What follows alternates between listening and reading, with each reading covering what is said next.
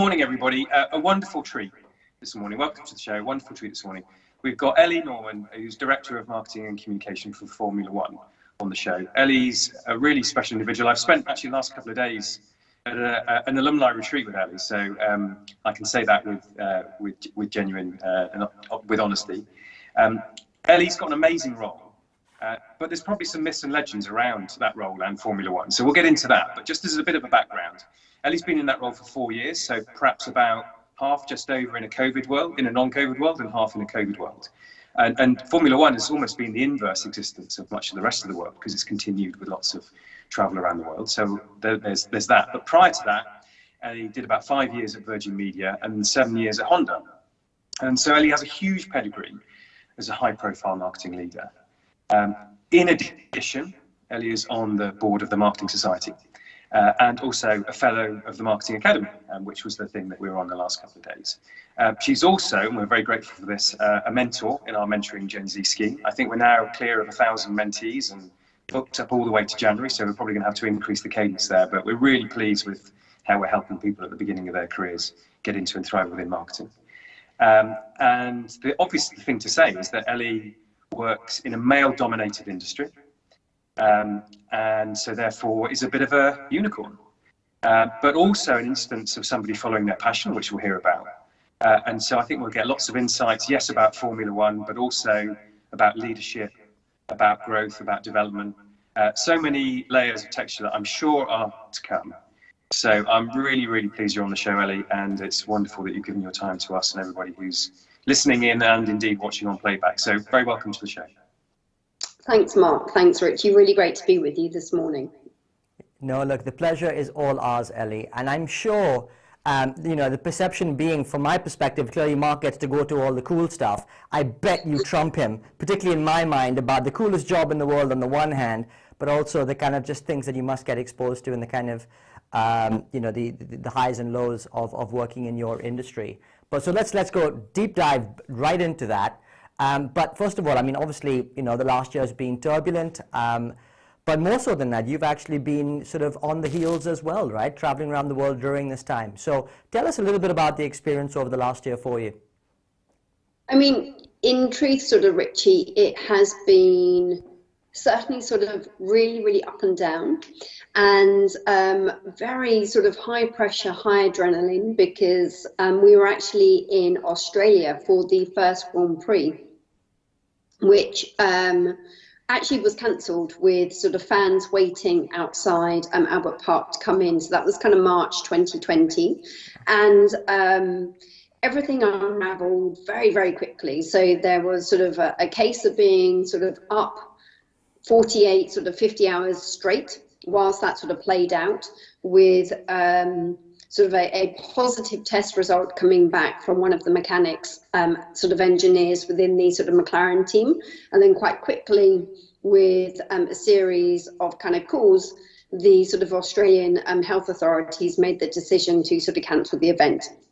So that unraveled very quickly. And at the time, everything kind of slows down in one of those very high pressurized kind of situations. And it's not until you kind of really stop and you sort of reflect as to sort of what collectively everyone had been through that you're like, okay, wow, that's a really big thing. So we started to see that weekend, everything just sort of tumble quite quickly like dominoes. So all of the sports, it felt, quite quickly got cancelled, sort of seasons, leagues. And I think it'd be fair to say that by the sort of end of sort of March, just as the UK went into sort of lockdown, everyone was back in the sort of UK as a sort of Formula One sport. So we have 10 teams, 7 of those teams are kind of based in the sort of UK, and then sort of Italy and Switzerland for the rest. And I think the really sort of one of the elements I genuinely love so much about sort of Formula One is there is so much preparation that goes into the race. So clearly you see that, or it shows up from a driver's perspective and a team's perspective, but the details that sit behind putting on that sort of event and that sport is one of the best examples of teamwork. And yet, as soon as those lights go out, anything could happen. And that's so similar to, I think, how we've lived through the pandemic, or actually just life in itself. You don't really know what's kind of coming. However, I think that sort of planning and that constant kind of training and the striving to constantly learn and to improve set us up incredibly well to really sort of navigate. And rather than saying, we're going to cancel the season, it was a case of, we are going to find a way to have a season, because on the one side we have a duty to sort of all of the people employed in the sport, and to continue that. And outside of the immediate sport, in the sort of UK, it's an incredibly sort of rich and diverse number of partners and suppliers. So I think there's 45,000 people connected to motorsport in the UK. So there's kind of that one side that you want to sort of continue to sort of find a way. And on the other side, there is just the sort of recognition that we have a huge global fan base. And in times of stress, pressure, we can't forget that we are a source of entertainment and actually a form of escapism. And for many people, they had been experienced to huge changes, elements of life that we've never experienced before, grieving in different ways, that actually if we can get back to racing safely and sort of protect and support livelihoods, but also provide a level of entertainment, then collectively we should absolutely kind of give that a crack. So Ellie, you talk about the sport being a form of escapism. Just to pick up on that theme, in some regards, you've escaped the worst of COVID in that you've still been able to travel. And I've heard you describe Formula One as a bit like an extended family. Yeah. So I'd love to hear a bit about what that family is, but also in some regards, do you feel like you might have been cheated of some of the silver linings of lockdown, where people haven't had to travel, have had more reflection time? So what's the balance of the good and bad there? So I'd say chronologically, I was in the UK from March 2020 to July 2020. And that sort of first period of time, if you recall, the weather seemed to be beautiful every single day. So it was fantastic to spend time at home and actually just to see some of the smallest changes that would often pass me by in the garden, or actually being able to kind of just go for sort of walks early of an evening, not having a 90-minute commute each way. And at that very first time, it felt really novel and really, really enjoyable. And there was the sort of high energy of sort of team Zoom drinks on a sort of Friday afternoon, quizzes at a weekend. And then I obviously started sort of traveling. And it's funny because when you've spent a period of time, and in my case, a relatively short period of time, but it was still something that was fairly alien to me to not be traveling and going to work. And that sort of first time of when you do go back to work and you start traveling, it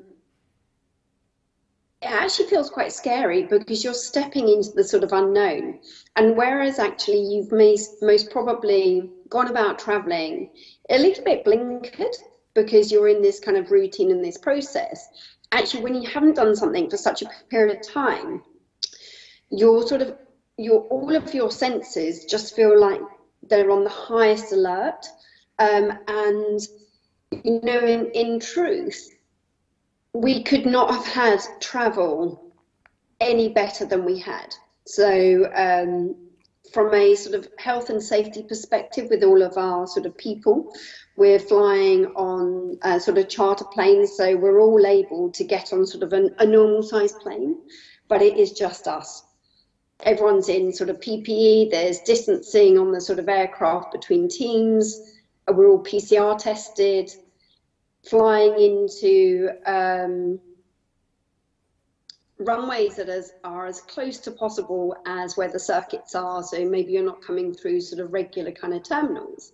And yet that first experience still felt sort of quite scary of stepping back in. But as soon as you get back into that sort of routine again, the positives and what I've really sort of valued is human interaction. So that interaction is different. We're wearing masks, so you sort of learn to read people's body language and expressions differently, because it's much more through the eyes than sort of what you'd see typically in the sort of lower half of the face with it being covered. And then just those really sort of small things. So stepping off a plane into sort of different cultures and just how sort of temperature feels differently, or just kind of your eyes and your sort of mind and your every sense is just kind of collecting data again, and you just feel quite energized and almost like life is rich again, because you're just able to sort of expose yourself to sort of to different sort of stimulus. And I feel that I've been so kind of blessed in that regard, because when I've then been at home or kind of working at home for a prolonged period of time, so from the end of December in 2020 through to sort of our first race this year in March, I found it really, really hard. I really struggled being at home for that period of time with shorter days and missing that sort of interaction of people, and not being exposed to kind of new stimulus. So I certainly recognise how fortunate I've been, and yet when that's been sort of taken away, perhaps it's really sort of emphasised when it's not there even more, because I've sort of had maybe more highs or lows. Ellie, I can totally relate to that, and on some level, clearly not the sitting on chartered planes by myself, but certainly now we're kind of coming out of this, certainly getting back into the real world again. It's amazing. There's a new acronym popping up, which is IRL, right? In real life is starting to be the new thing now. So you got either going to do a remote meeting or IRL. Incredible. But nevertheless, I want to pick up on something you said around the thought around stepping into the unknown, because I think, quite honestly, having tracked your career and done the homework, it feels like that's what you're all about in many ways, and probably no better person to be dealing with this from the Formula One perspective than yourself as you go into the last day, really into those unknown territories. But coming back to the thought around taking a job in an industry which is clearly male dominated, which is in many ways from a career perspective, I'm sure, a slightly higher risk move. Love to think and get your thoughts on some of the motivations as to why you decided to get into this space. Was it a childhood dream come true, or something that you stumbled upon? It's a great question, Rich. I mean,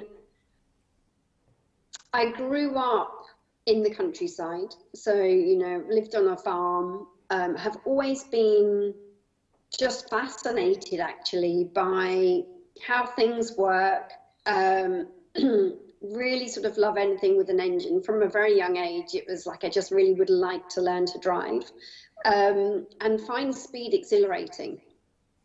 So, in the UK when I was a kid, it was always on the sort of TV, and obviously it was just easy to access, sort of BBC, ITV for a period of time, and that would be on. But I then had a long period where I didn't sort of watch or follow any sort of Formula One. So I would say sort of mid-90s through to me joining the sport in 2017, I didn't watch or follow any Formula One. But the passion for cars and track days and speed kind of really remained with me. So that I sort of love. And there was maybe the sort of draw and the appeal of that. But I think if I look back through my sort of life so far, I think what I've always sort of done is maybe zigged when others have zagged. And I've kind of been okay with that. There are times when I will definitely feel sort of drained or exhausted, that I'll sort of notice I'll be potentially sort of oversensitive, because I always feel like I'm sometimes kind of pushing against the current. But actually, for the most part, I draw energy from that. And I think from when I was very young, I went to what was an all-boys school that had just gone sort of co-ed. So I was always sort of one of few. And that was sort of from the age of sort of, I think must have been 6 or 7 years old, which is most really quite kind of formative to just feel okay, being a girl in amongst kind of what was then sort of up until very recently a boys' school. And then actually through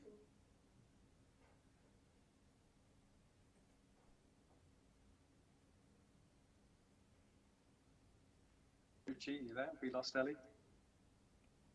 Possibly.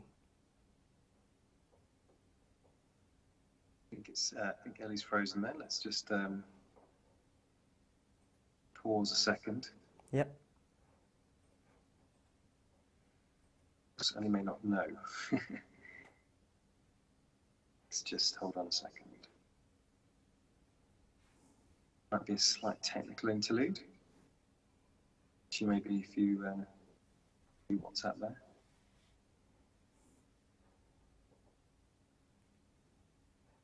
You never know, because this has happened to all of us, right? If Ellie can hear us or see us, or it's frozen or completely unaware, we'll get back to it very soon.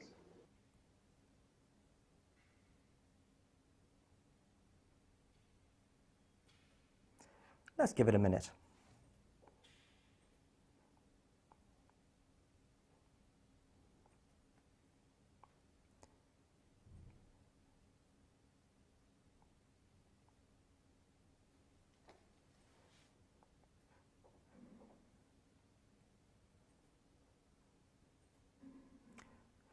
Miraculous, we've lost volume as well.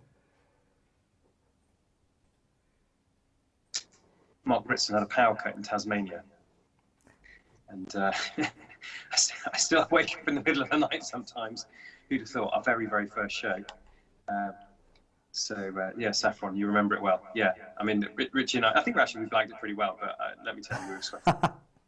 Sweating a little bit now because we lost Ellie in her prime there, but the fact that she's dropped, you must know, so hopefully she'll be back in very soon. Yep. But hey. Just hang in there.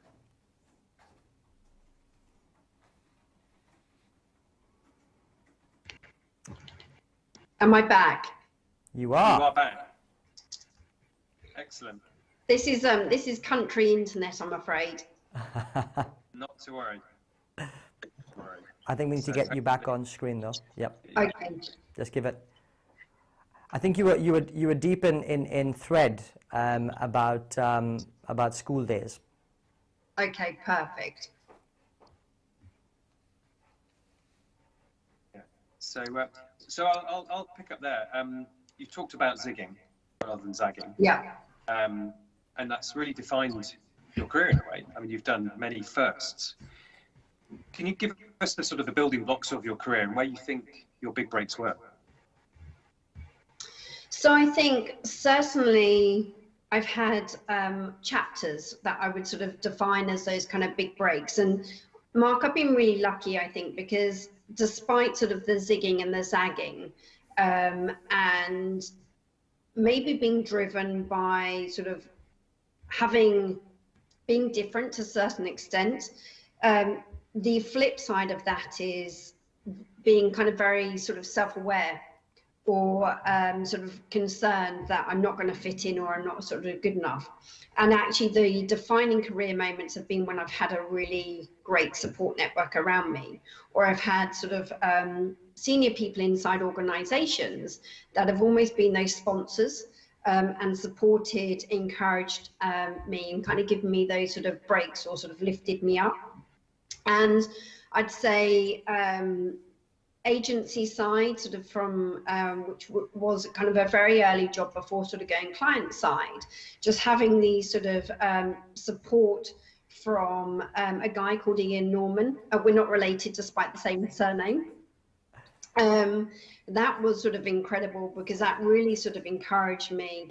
And all I wanted to do was sort of really thrive and to learn as much as possible. And that was kind of really formative because obviously sort of leaving school at 18, I sort of then didn't have any sort of other education. And so actually just that sort of learning on the job, doing sort of IPA and just kind of just learning in a different way was incredible. And actually, from sort of agency side to going client side, again, he was very supportive of, rather than sort of holding me back, encouraging me into sort of a secondment and then that sort of permanent role. And from having that support, you kind of feel like you're good to kind of go. And then the other, once I was in Honda, the president there at the time was a Scottish guy called Ken Keir, and he was sort of fantastic because I think he could see my sort of initiative, sort of animation, the sort of creativity and the sort of, I suppose, the comfortableness with kind of concepts and sort of pushing things to maybe feel uncomfortable. And actually the only question he would ever ask me when it came to a campaign for sort of Honda was, does it make you feel scared? And that's something that I've really sort of carried with me because I've really sort of loved working on challenger brands. And, you know, the more that I sort of look back and reflect, it's been that sort of distinctiveness of being able to sort of cut through and to sort of be memorable. And that question's really sort of helped me again to find the right side of being scared and to see the sort of positive in that.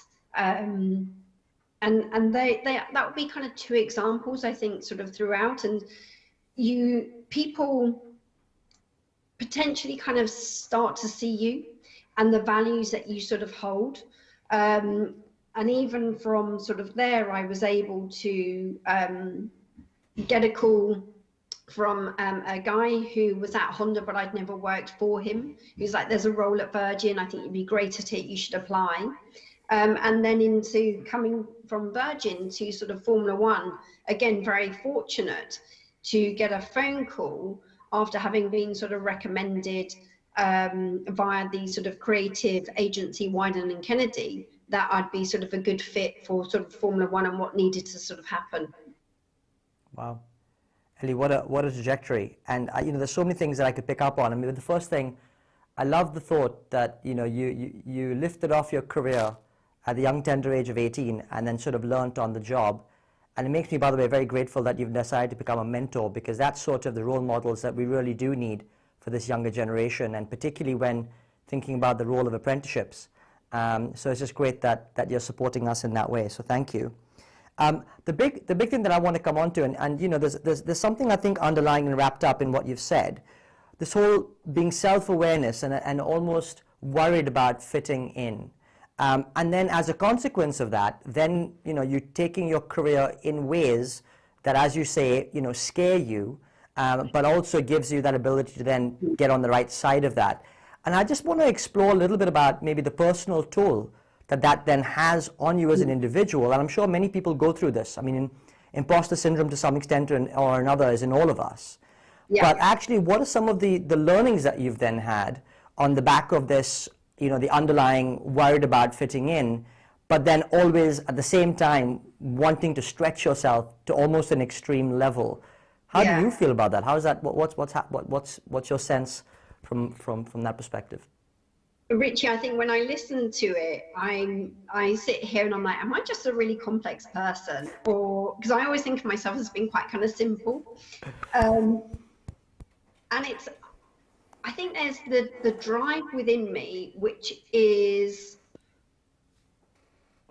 almost like two sides of the coin. So there's the sort of recognition that there isn't a formal level of education, and yet inside there is innate curiosity to sort of learn and to improve and to be the best that I can be. And I think that really does stem from carrying with me a sense of, am I good enough? Because I don't have a sort of formal education, and there is obviously a sort of a positive to that and a negative to that. And I think what I often try to do is to always find the sort of positive in that.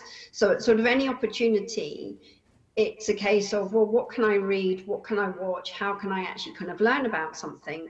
Because I genuinely have a fascination and a sort of curiosity for how things work, and never being sort of satisfied that I'm good enough. And I think it's that sort of drive that keeps me pushing forward.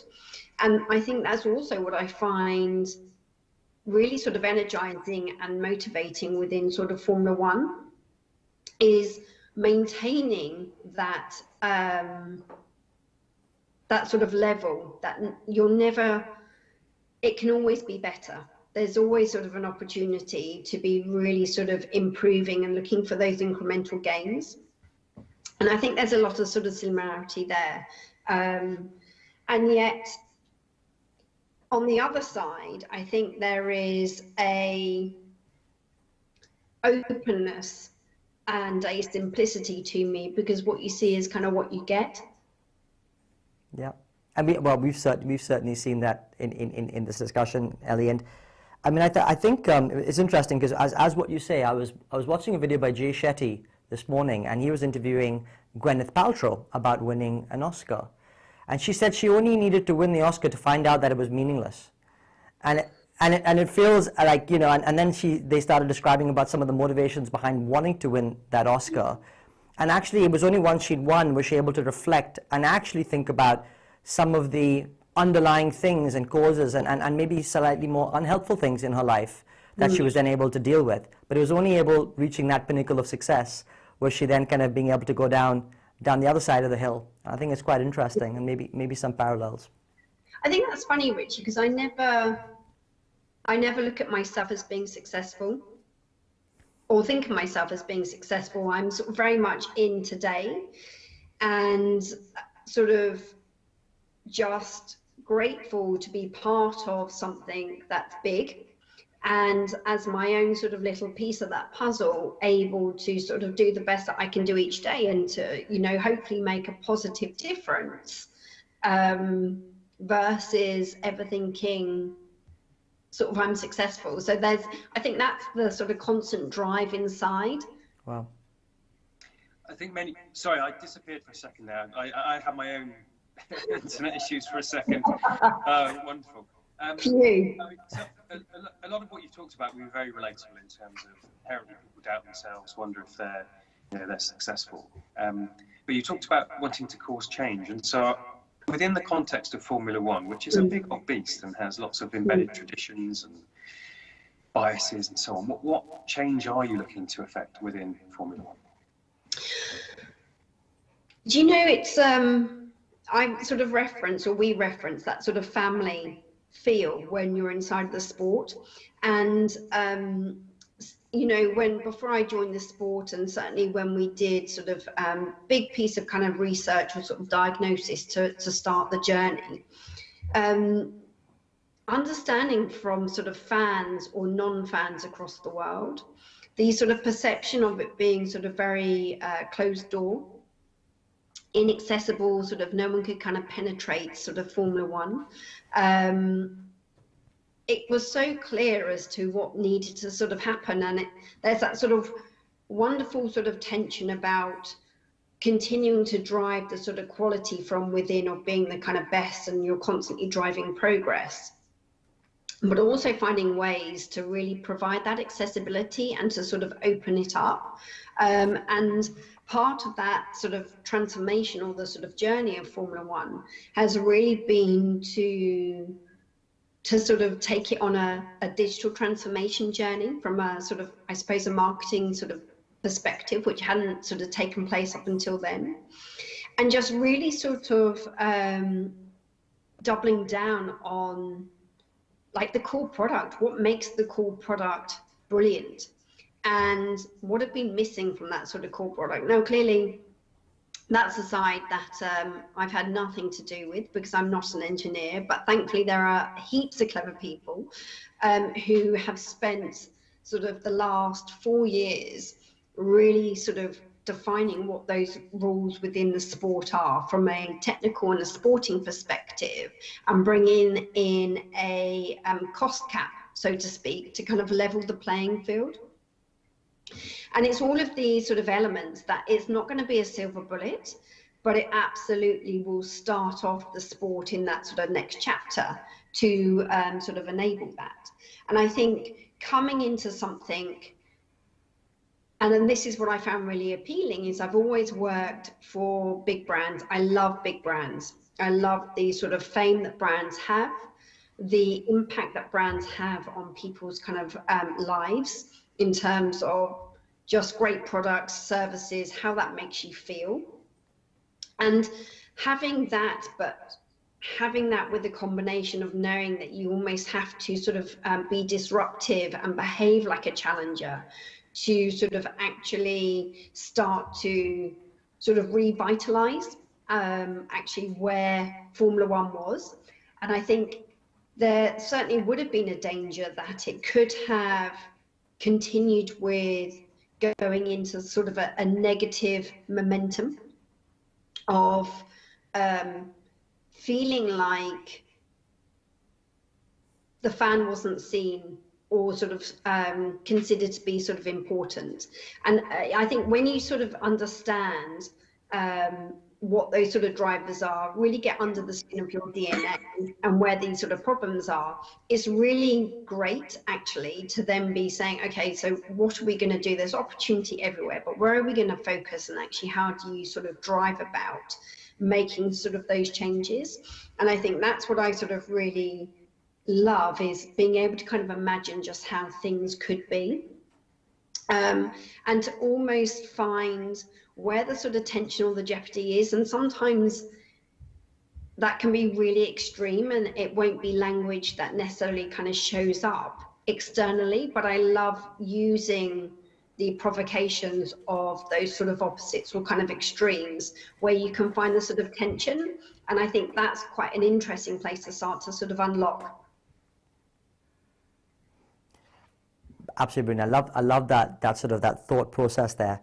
And before we continue on, I just want to kind of pick up on a few comments. Comments are coming in quick and fast, by the way, and a couple of questions from the audience. So just a couple of things. First of all, Richard, thank you for your comment there. So great point that asking yourself if you're good enough makes you ask yourself how you could be better. So that's a really nice thought there.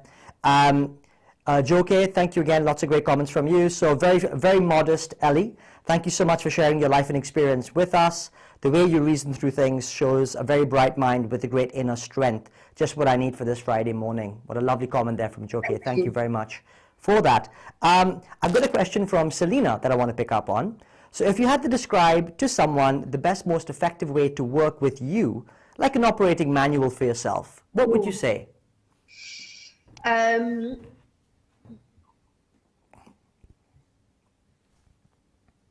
That is a fantastic question. Good, isn't it? Really, really good. So I think if you had an Ellie operating manual, the first thing that would kind of be in that operating manual would be the sort of core values. So what's really, really important to me, and that's a basis of trust and honesty. So I love to initiate things, and I want sort of to find ways to kind of work together.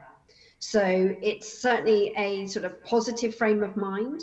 And I think often I will sometimes need a sort of counter, because I am very optimistic. And it's always great to sort of have a counter and to sort of maybe stress test through things. I like to know everything that's kind of going on. So the worst thing, and this is again a counter to maybe sort of putting yourself in these uncomfortable sort of positions to learn, but I don't like surprises. So I'm really happy when we're kind of pushing work and we're going into kind of new places, but I'd much rather know kind of what's going on. I love my team to have a energy to be pushing and trying things, and that sort of desire to sort of look at where the improvements can be made. And thinking kind of big picture. So how do we start to join sort of dots together? So that sort of lateral thinking, and thinking much more freely versus kind of silos. And it's just literally, for me, it's about knowing all of everyone. So I would much rather know if someone's having a great day or kind of a bad day. And actually then how do I need to be to get the best out of you? So a team for me, in my manual, to sort of say, actually, can you stop doing this, or can you start doing this, or I need this from you. I'm often driven by wanting to help people, to be able to kind of please people, to make people kind of happy. And that will be my sort of driver versus driven through fear. I just want to pick up on one point that you made, Ali, before I pass back to Mark. And I want to ask about what's your perspective on failure? Because a lot of the time, first of all, the high risk industry that you operate in, but actually a lot of the things around want to push the boundaries but have no surprises, complete juxtaposition in many ways. Yeah. And then therefore, when you have an operating within your team, it could certainly be a confused message sometimes. And I'd love to think and hear about what is your perspective on risk reward. That's brilliant, actually, because I hate the thought of failing and letting people down. And that will most probably show up in, to some people, sort of unhealthy ways, in that I will work until the job is done and sort of delivered. So I'm not very good at not sort of delivering, or feeling like I'm not going to deliver. And that comes from not wanting to fail and not wanting to let people down. And that's a really sort of hard place to kind of get to, because not everything is always going to work out. But I think it's detaching the sort of personal from being able to almost take the project out and almost kind of sit it out, and almost to look at it quite sort of independently, and to be quite kind of logical at how you then evaluate that. And again, to use it as a mindset of, okay, if we do this again, what would we do? And what would we not do? And which are the areas that we could kind of do better? Because it's getting back into that sort of mindset of, once you kind of pick yourself up from that sort of failure or something hasn't gone to plan, and I always take that sort of really personally, because I feel like it's a reflection on me. But once you're sort of over that sort of pain, it's then being quite logical and being able to kind of like deconstruct it, say, right, how would you rebuild this? And the way, you know, quite often I will need to just have a weekend, some time at sort of home, a walk, to almost just sort of be able to come back with the sort of energy, the optimism, that sort of inner strength, to sort of remind yourself that the journey that you're on, the sort of the objective or the picture you have in your head, or in my case of how I want that sport to be, by the time I sort of leave the role, or, you know, I'm not kind of here, then that's the thing that kind of keeps you coming back. Totally. So I would say the stamina and resilience actually would be sort of two of my kind of strengths. I would never describe myself as a sprinter, but I'm kind of pretty good at getting into a marathon. I'd say more than pretty good, Ali. We've got a couple of really great questions, but unfortunately we're getting out of time. So it is the time for the last question. Amazing where the time goes. You've already given lots of sage messages, wonderful insights, but to a younger audience at the beginning of their career who may or may not have an education, what would your words of advice be in terms of finding their way in the world?